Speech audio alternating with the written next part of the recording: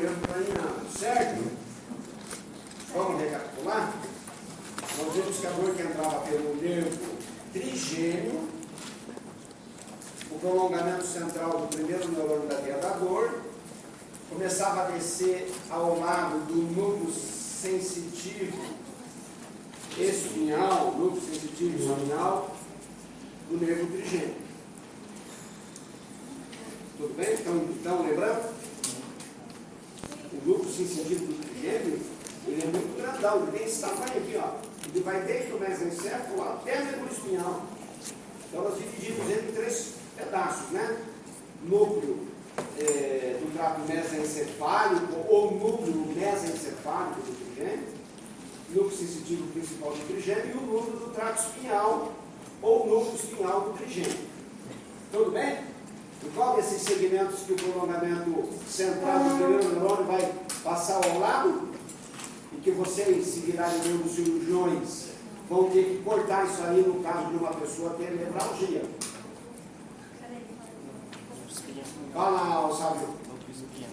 Essa súmula vão descer ao lado, lateralmente, ao núcleo sensitivo do trato espinhal do trigêmeo.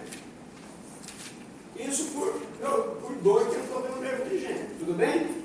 Mas nós não comentamos, eu não me lembro de ter comentado.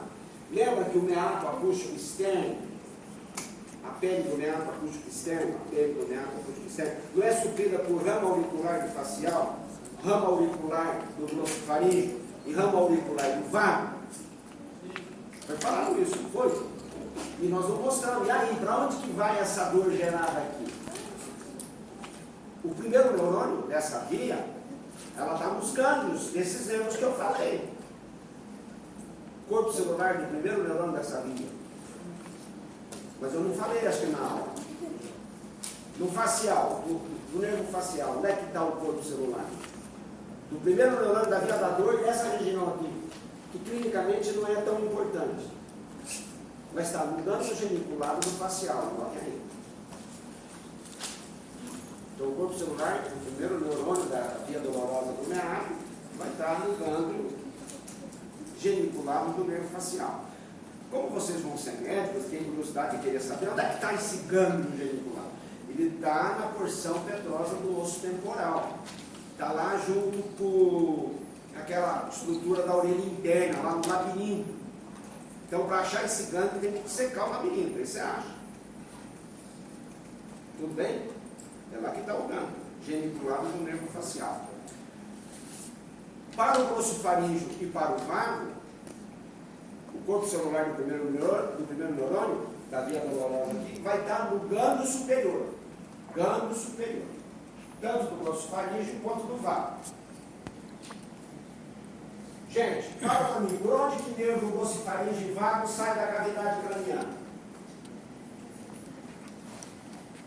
Por qual forame da base do crânio que o nervo glossofaríngeo e o vago deixam a cavidade craniana? Não é pelo forame jugular? Ô gente, vocês estão me deixando encabulado. Vai ter prova, não tem prova nesse PBL, não tem uma prova de meio de conhecimento de acordo com a série? Tem, né? Vocês não vão conseguir responder as perguntas desses assuntos, gente. Vocês vão envergonhar o nome da universidade.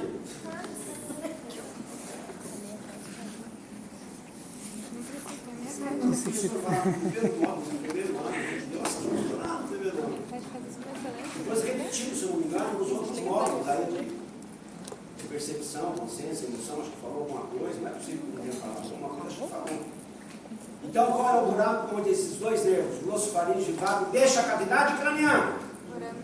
Forame jugular. Então, ó, aqui está o nervo glossofaríngeo. Faz o desenho aí. E aqui está o nervo vago. O glossofaríngeo fica na frente do vago, lá no forame jugular. Quem que vem antes, gente? 9 ou 10? Na contagem dos números, quem que vem antes? 9 ou 10? 9. Na anatomia, se esse é o 9, tem que estar na frente, 10 tem que estar atrás dele.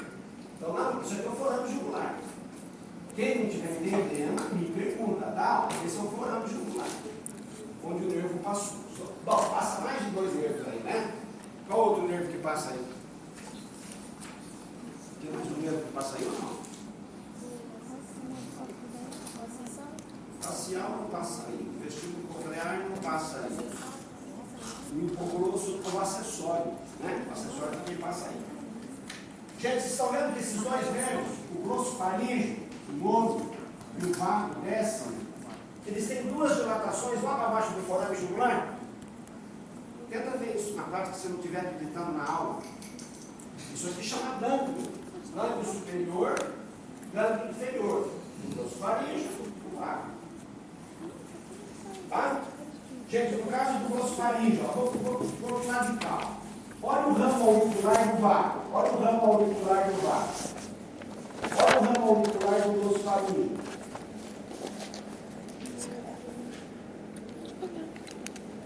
Olha o que está o primeiro neurônio da via da dor do meato. Olha o corpo celular, é o neurônio pseudo-bipolar, não é? Não tem que ser pseudo-bipolar? Fala. Sim. Ó. Tem. Tá vendo? Saiu lá do meato acústico. Olha o ramo auricular do grosso faríngeo. Prolongamento periférico, isso aqui está no meato acústico, certo? Olha, entrou no sistema nervoso central. O que eu não falei na aula é onde vai sinapse esse primeiro neurônio com o segundo. Não deveria ter um núcleo específico para ele? Esse neurônio aqui, ó, o prolongamento periférico, vai entrar, vai descer na ponte. E vai lá no núcleo, o segundo neurônio vai estar no núcleo do trato espinhal do trigêmeo. Então, é do trigêmeo. Então, a dor nessa região aqui, embora entre por exemplo nono e décimo, na hora de fazer sinapse, aí do facial também, né? O gânglio, o corpo celular do neurônio facial dá um gânglio genicular? Sim, eu não vou desenhar ele aqui. Daí ele desce, que nem esses aqui. Ele vai fazer sinapse lá no núcleo sensitivo do trato espinhal do trigêmeo. É uma coisa esquisita, né, gente? Um núcleo de um determinado nervo craniano servindo para a conexão de nervos cranianos diferentes, sétimo, nono e décimo. Não chama a atenção isso de vocês? Não parece estranho? Entenderam? Eu vou reforçar mais uma vez uma coisa. Toda a sensibilidade que entra com o nervo craniano, sétimo, nono e décimo, tirando a dor, porque a dor vai a calo. A dor vai a calo. Tirando a dor, então, que vai a calo, todas as outras sensibilidades têm que ir para o núcleo do trato solitário. Tem que ir para lá. Esse núcleo do trato solitário tem hiperconexões com o hipotálamo. Aí o hipotálamo, recebendo as informações, vai tentar controlar a atividade visceral. Só a dor que não, a dor vai a tálamo. Não vai a núcleo do trato solitário. Certo? Beleza? Expliquei? Se eu não me engano, tem pergunta disso na prova. Eu estou dando a dica. Tá bom? A conexão do primeiro neurônio com o segundo neurônio da via da dor do meato acústico. É lá no núcleo do trato espinhal do trigêmeo. Bom, vamos lá. Projeção da dor do trocoencefálico.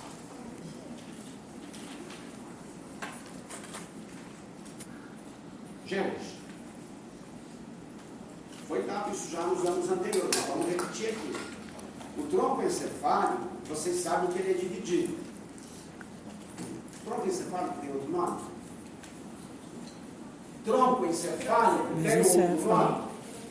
Tronco cerebral, ou tronco encefálico. Ele é dividido em mesencéfalo, ponte e núcleo. Certo ou errado? Certo. Certo. Isso de superior para inferior, né? Tem essa divisão. Agora, olha uma outra divisão de trás para frente, de posterior para anterior, ao longo do tronco.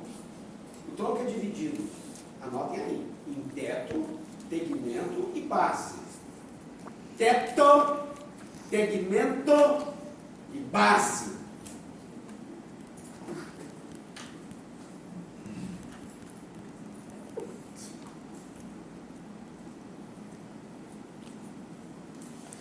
dica. Vocês vão ver no quarto ano que eu vou falar aqui, matéria do quarto ano. As vias motoras piramidais, as motoras piramidais que vão descer, elas descem pela base. Mas as motoras extrapiramidais não, descem pelo tegmento. Toda a sensibilidade, gente, que entrou no tronco, toda a sensibilidade que entrou no tronco, que veio da medula espinhal e entrou no tronco, ou que está no nervo craniano e entrou no tronco, essas vias sensitivas ascendentes no tronco, elas vão estar no tegmento. Não vai estar nem na base e nem no teto. Está no tegmento. As vias motoras extrapiramidais, matéria do quarto ano, as extrapiramidais também vão estar descendo no tegmento.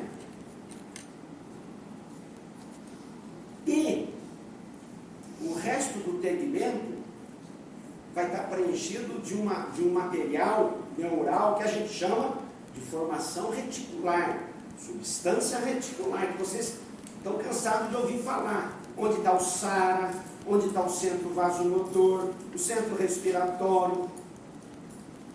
Essa formação reticular, os seus neurônios usam como neurotransmissores monoaminas. Então ali vai ter neurônios serotoninérgicos, dopaminérgicos, noradrenérgicos, estaminérgicos. Essa formação reticular, ela é o centro de várias funções viscerais, centro vasomotor, centro respiratório. A formação reticular, ela é o centro, ela contém o centro da deglutição, o centro do vômito. Isso tudo está em formação reticular.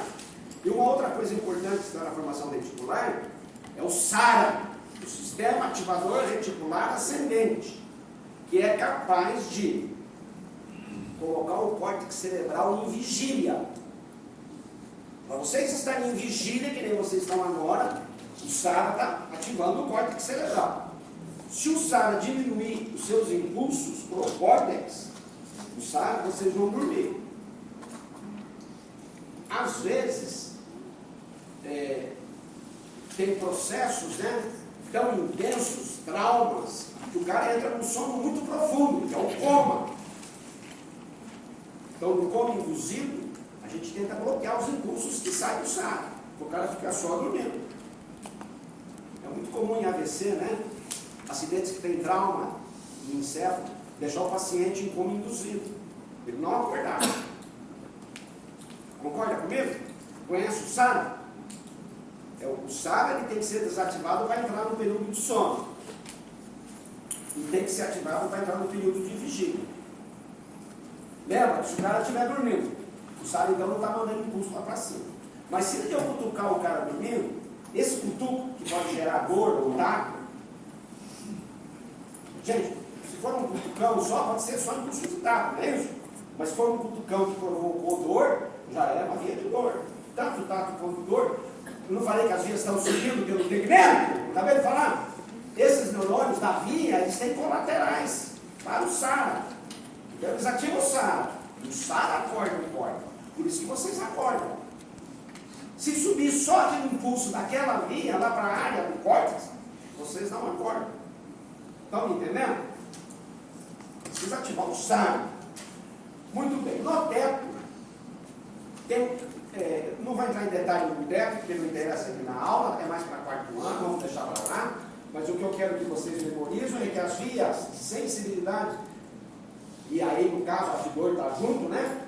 Elas atravessam o tronco encefálico. Em qual parte do tronco? Teto, tegmento ou base? Tegmento. Tegmento. Dando colaterais para a formação reticular? Dando colaterais para a formação reticular. E aí, gente, essas fibras de dor, que é o que interessa aqui, no tronco, elas vão estar presentes num feixe de fibra que eu vou chamar de leminisco.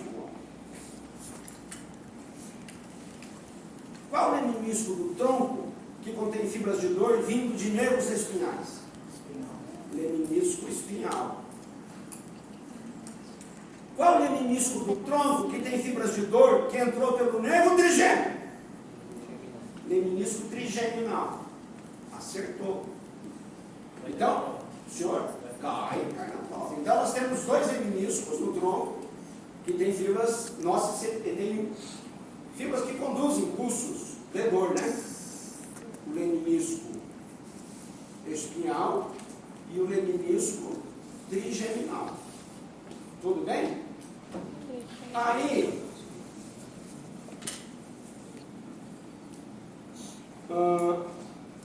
pessoal, aí então vamos chegar no tálamo. Antes de chegar no tálamo, eu gostaria que vocês anotassem que no tronco encefálico, a nível de mesencéfalo, só no nível do mesencéfalo, porque tronco encefálico é mesencéfalo, continua, só lá no nível do mesencéfalo, na frente do teto,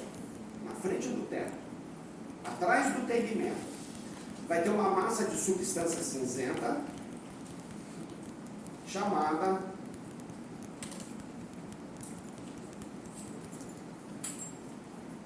substância cinzenta periaquedutal. Essa substância cinzenta, ela está em volta do aqueduto cerebral, do aqueduto mesencefálico, aquele aqueduto que comunica o terceiro ventrículo com o quarto ventrículo, em cujo interior transita líquor do terceiro ventrículo para o quarto ventrículo. Então, em volta desse aqueduto vai ter uma massa de substância cinzenta. Qual é o nome dessa massa de substância cinzenta? Substância cinzenta periaquedutal. Cinzenta periaquedutal. Só tem a nível de mesencéfalo. É preciso anotar que essa estrutura é formada por neurônios que têm receptores para opioides endógenos e exógenos. Opioide, traduzindo, oide em português é semelhante. Então, opioide, semelhante ao ópio. Tá? Opioide endógeno, gente, são as endorfinas. Olha o nome das endorfinas que temos no nosso corpo: encefalina, dinorfina. Me ajuda, quem sabe algum nome, fala. Encefalinas, dinorfina, tem mais ainda. Tem mais substâncias que são consideradas opioides, são semelhantes ao ópio, produzidas no nosso corpo. Ô, gente, o que eu vou falar agora é hipótese, tá? O nosso corpo produz endorfina quando nós fazemos alguma atividade que nos causa prazer. Aí o teor de endorfina aumenta. Por exemplo, na prática da educação física, num jogo de bola, bom, educação física, exatamente, né? Alguma coisa que causa prazer, tá? Não sei se sexo ajuda a aumentar a produção de endorfina. E o que eu estou falando é hipótese, a ciência não tem certeza ainda. Parece que as endorfinas também são produzidas e liberadas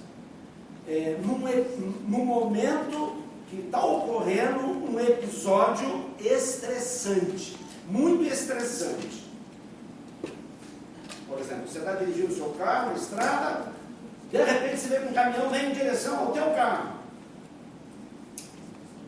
Naquele momento que você regala o olho, através da visão, esse impulso entra. Como você é uma pessoa que tem conhecimento, já está com 30, com 20, não sei quantos anos, aqui no córtex cerebral, na área cognitiva, ele sabe que aquilo ali pode te levar aonde? A batida frontal do caminhão. Vocês têm ideia disso, não tem? Então, no córtex pré-frontal, ele é estimulado.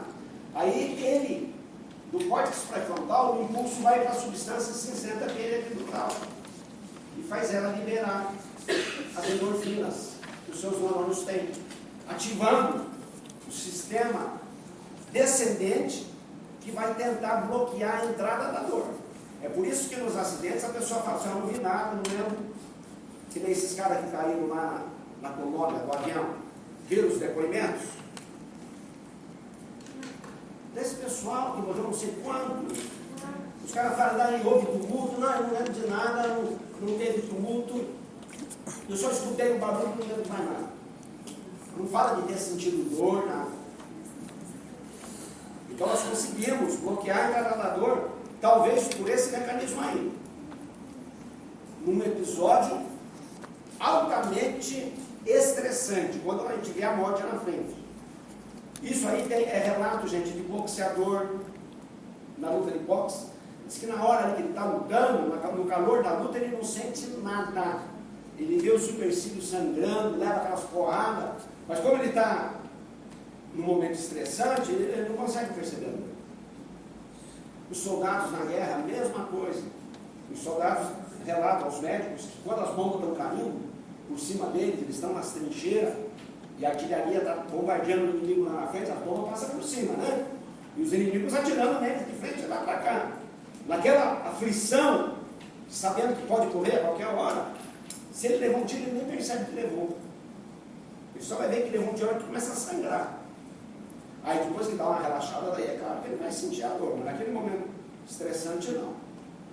Então, tudo isso aí, gente, provavelmente o responsável seja essa substância cinzenta periaquedutal, que no caso de um episódio estressante, está sendo ativada por circuitos que saíram do córtex cerebral pré-frontal, do hipotálamo, e que vieram aí para essa substância para ela liberar na forma de impulso, né? E fechar o portão da dor, tá bom? Outra coisa, eu falei que era por opioides endógenos e exógenos, né? Eu falei? Bom, a ciência do homem descobriu que uma droga extraída do ópio, chamada morfina, ela tem a capacidade de ser um analgésico poderoso. E que eu fiquei sabendo ontem, lá na sauna, porque o cara estava relatando que perdeu meu irmão, não sei se vocês conhecem, talvez vocês até conhecem algum enfermeiro que morreu esses tempos lá no hospital, que injetou na veia dele um derivado de ópio, morfina, com mais um sonífero, e aí fica fita, injetou uma superdose, uma overdose e não acordou mais. Diz que era o melhor enfermeiro que tinha lá, que se pegava a veia com facilidade. Ele me falou o nome do irmão dele, eu não consegui gravar. Então, vocês, como acadêmicos de medicina, vão ter acesso a essas drogas com facilidade. É preciso tomar cuidado de não se envolver, de ficar injetando essas drogas em vocês sem precisar. Isso são narcóticos, tá? A morfina é um narcótico poderosíssimo analgésico, que atua em qual sistema? No periférico ou no central? No central. Sabia que a substância cinzenta periaquedutal, ela tem receptores para opioides endógenos e exógenos, no caso a morfina. Então quando injeta, o doente está uivando de dor, nós temos que aliviar a vida dele, não é? Usa-se a morfina, injeta no sangue. Ela entra no sangue, vai para todas as partes do corpo. Quando ela entra na cabeça, vai lá na substância cinzenta periaquedutal, se liga num receptor que tem lá. Ativa esse neurônio, porque recebeu o receptor, a droga se ligou ao receptor, estão entendendo? Aí esse neurônio começa a disparar potencial de ação. Isso vai fechar o portão da dor. Então nós vamos ver isso na próxima aula em modulação da dor. Eu vou repetir o que eu estou falando. Eu estou frisando isso agora porque eu estou falando de substância cinzenta periaquedutal que vocês têm que memorizar para a prova. Não só para a prova, para a vida de vocês como médicos, como anestesistas. Certo? De tronco encefálico, gente, mais alguma coisa além dos meniscos? Dá para ver menisco na aula prática? Esse menisco que eu citei? Eu vou ver se é naquelas fotografias que o professor Ed Krieger conseguiu, se lá dá para a gente ver. Lá teria que dar para ver o núcleo sensitivo do trigêmeo, teria que dar para ver. Teria que dar para ver o trato espinhal do trigêmeo. Agora, os meniscos eu não sei. Eu não sei porque daí tem que usar corante para poder fotografar aquilo, né? Eu não sei qual corante que vai aderir a essas fitas. Então, o menisco acho que fica difícil de cobrar, mesmo nas fotografias. substância cinzenta pereca do tálamo, dá para ver a olho que sai armado. Tranquilo. Podemos sair do tronco e ir para tálamo? Podemos?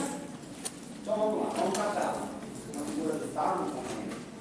O tálamo, gente, é uma estrutura diencefálica. Ela veio do diencéfalo. Quando era embrião, o tálamo pertencia ao diencéfalo. Quais as suas estruturas que quando eram embrião eram diencefálicas, além do tálamo? Subtálamo. Hipotálamo, epitálamo, subtálamo. Isso aí tudo são formações diencefálicas. O tálamo são duas bolas semelhantes ao ovo de galinha, mas na verdade menor que um ovo de galinha, do tamanho de um ovo de pomba, vamos dizer assim. Sabe pomba?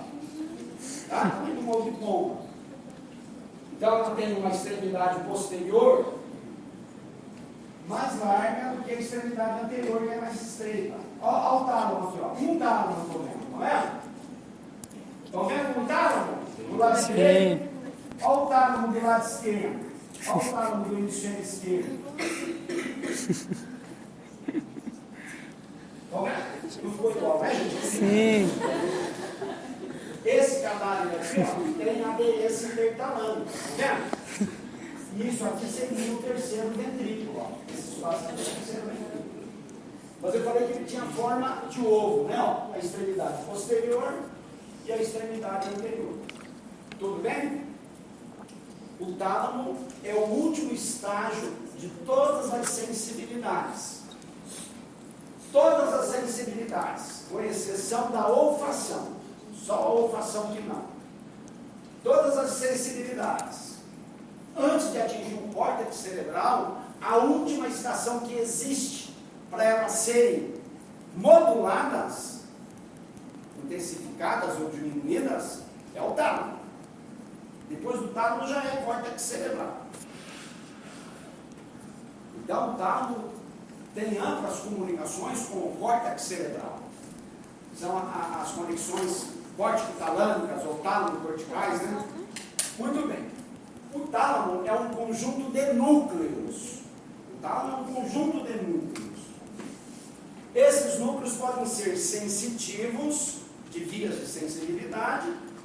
Esses núcleos podem ser motores, tem a ver com motricidade. Esses núcleos podem estar envolvidos com a regulação do comportamento e emoção. Então, núcleos envolvidos com o sistema límbico, que é a disciplina desse ano ainda. Tudo bem?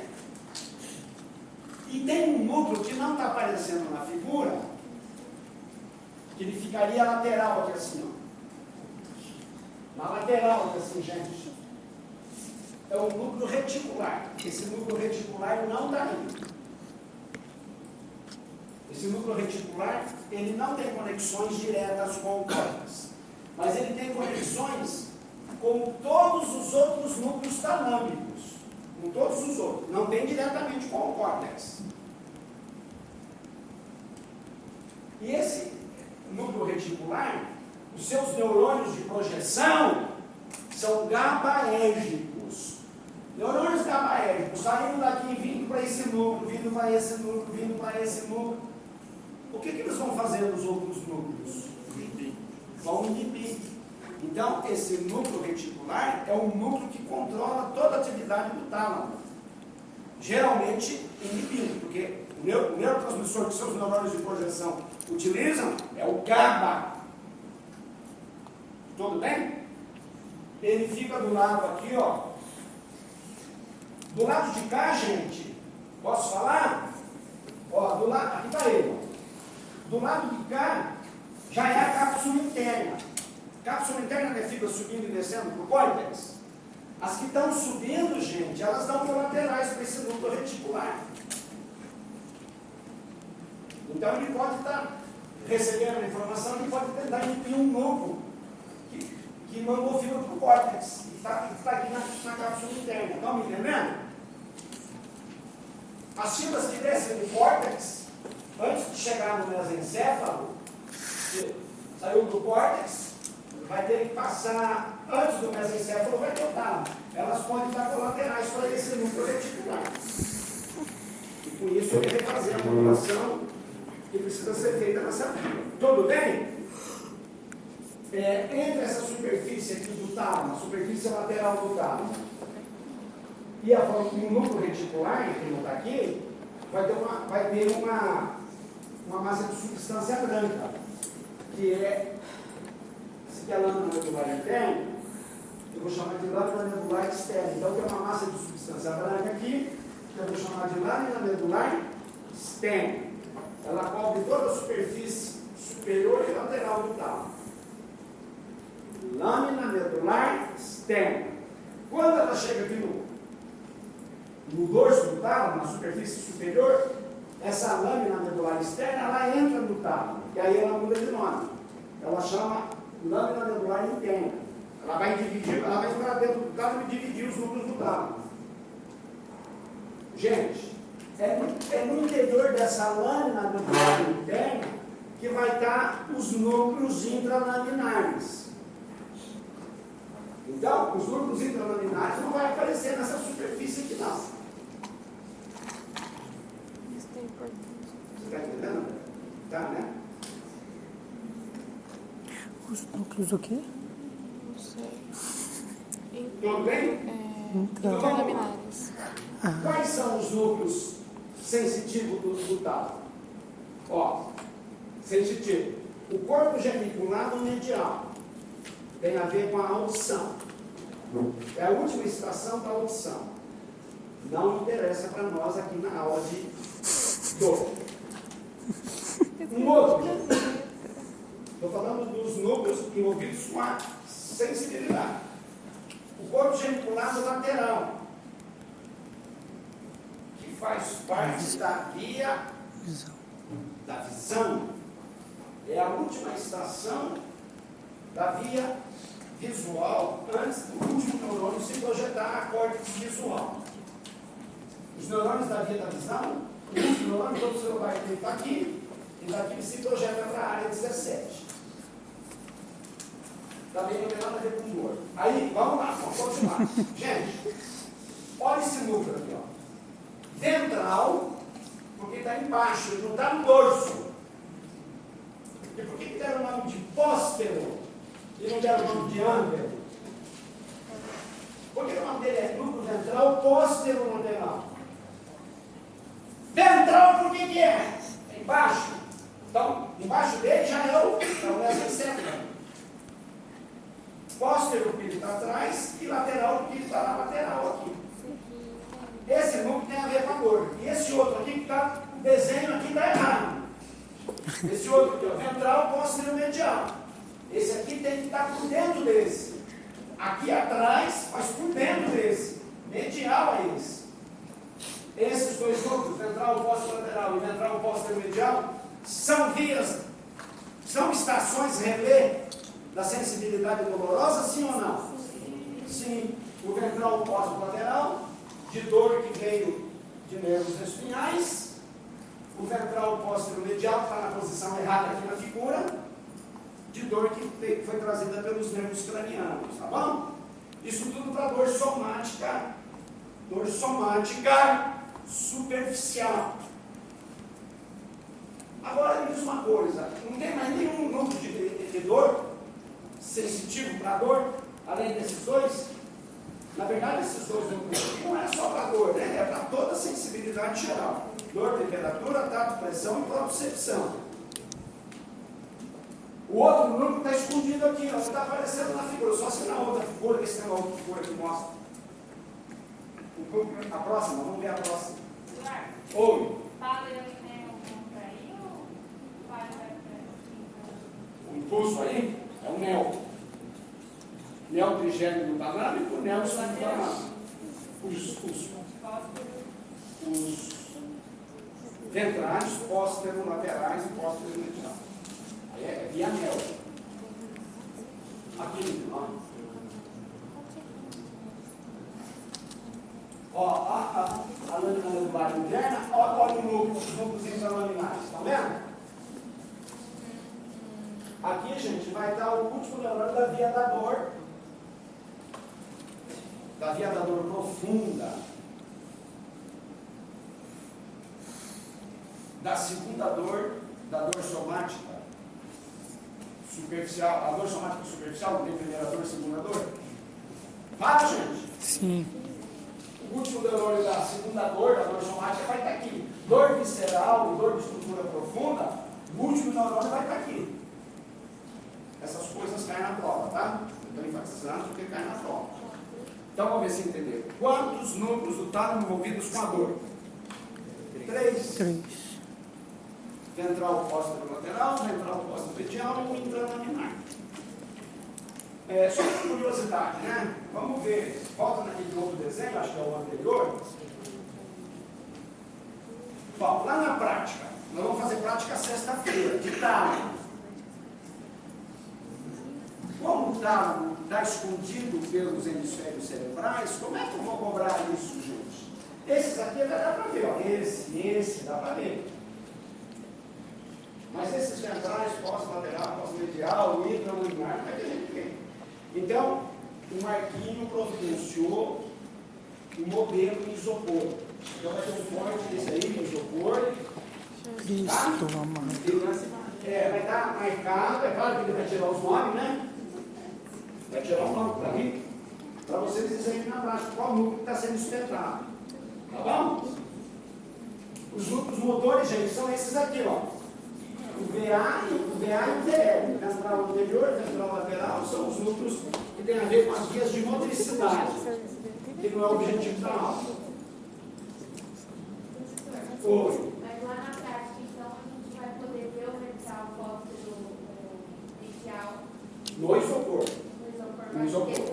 Na prática, no material mesmo, no talo, não vai dar para ver, não. Porque não está. Primeiro que o talo não está cortado. Mesmo que estivesse cortado, para a gente ver, teria que estar corado. Senão você não vai conseguir ver. Se bem que esses núcleos eles estão mais cinza do que o resto, né? Do que a massa de substância branca que volta. Mas mesmo assim não está vendo. Pessoal, continuo falando. Esses núcleos dorsais, olha, isso aqui são núcleos dorsais ou ventrais? Esses são os ventrais, esses são os dorsais. Ninguém sabe nada direito, nem do dorsal lateral, nem do dorsal posterior. Pouca coisa se sabe. Tá? Aí esse núcleo aqui, ó. Esse é o dorso medial. Esse aqui tem a ver com o sistema límbico. E o núcleo anterior tem a ver com o sistema límbico. Esses dois núcleos são do sistema límbico. O pulvinar do tálamo, sabe, pouca coisa, né?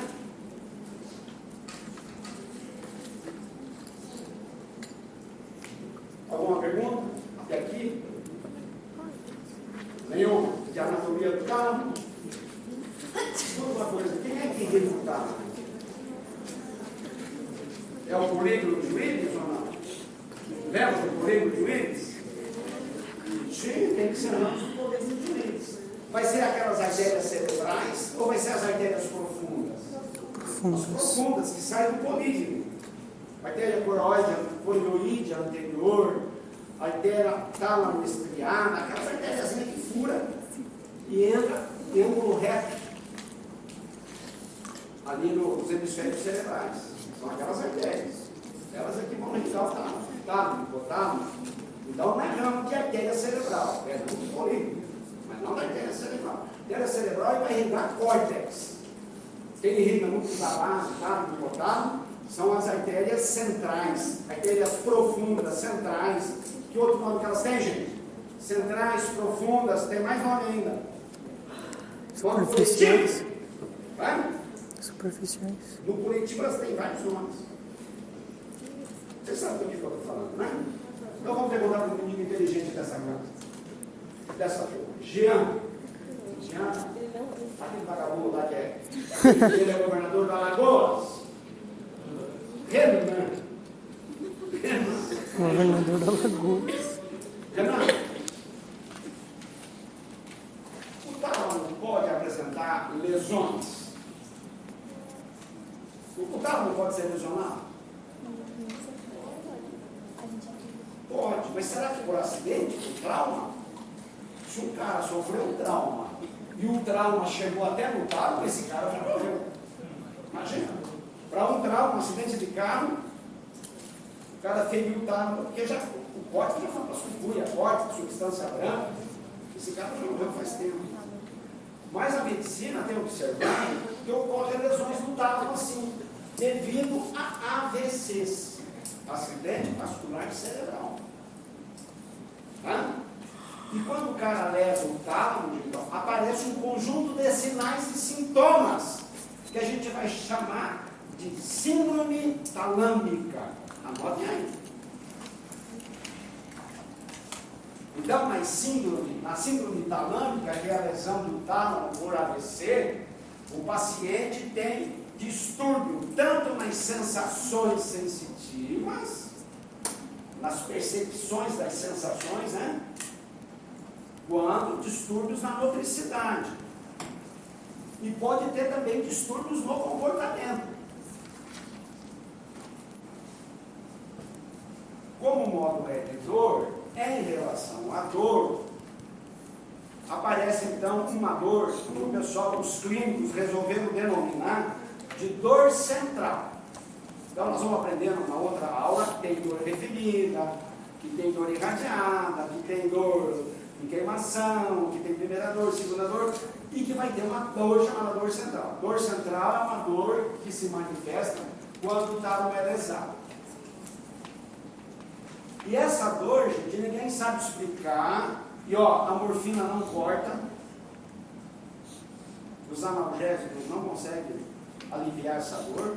E o gozado é que às vezes a pessoa nem foi sensibilizada para ter dor. Tem paciente que só de brisa, sabe brisa, aquele vento fresco que bate no nosso corpo, uma brisa, um negócio suave, gostoso, quando o cara tem lesão de hipotálamo, essa brisa dá origem a uma dor insuportável. Às vezes, o contato da roupa no corpo do cara dá uma sensação horrível, gente. O cara quer ficar pelado, não quer saber de roupa. Tem um paciente que confessou que ele ia na missa, mas não podia ir mais na missa porque o canto daqueles hinos lá na igreja deixava ele bem louco. Era uma dor estranha que o paciente não sabe caracterizar para o clínico. Estão entendendo? Então, a estimulação nem foi dolorosa e o paciente está falando em dor. Tudo bem?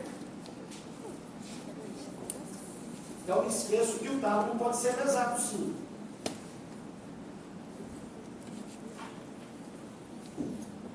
Só para concluir, os impulsos que saem de núcleo ventral pós-lateral, pós-medial, vai para qual área cortical?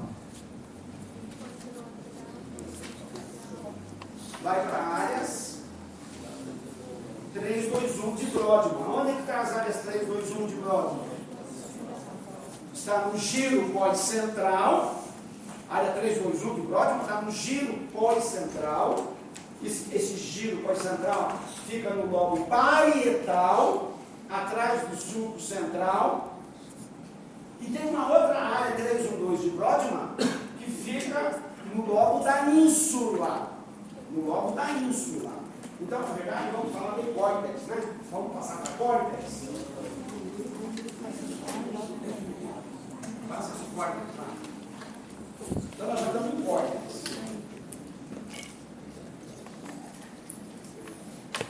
Então, área de projeção da dor somática superficial. Somática. Projeção da dor somática superficial. Primeira dor.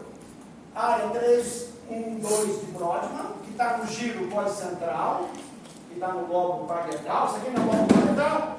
E agora vamos abrir aqui, André, para eu mostrar o lobo da ínsula. Ali, André.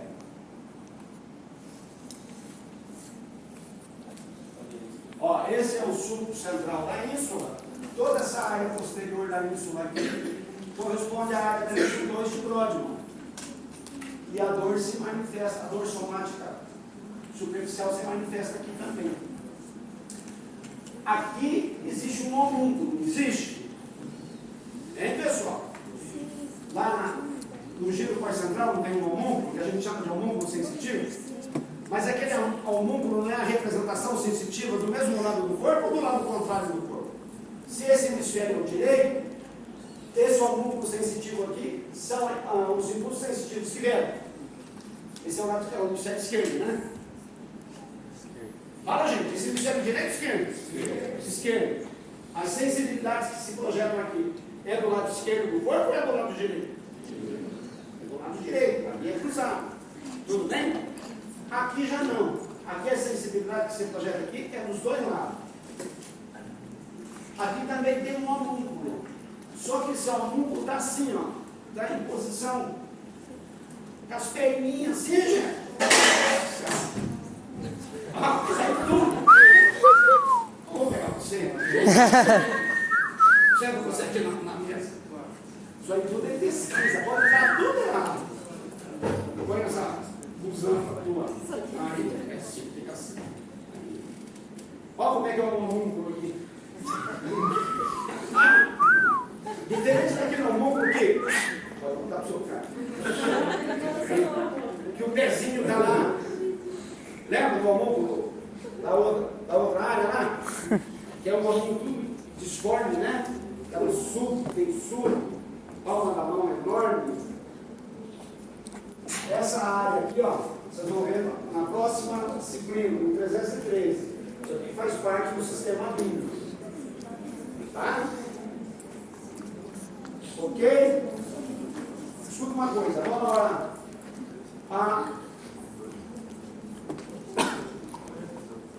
Vamos perguntar para uma menina agora.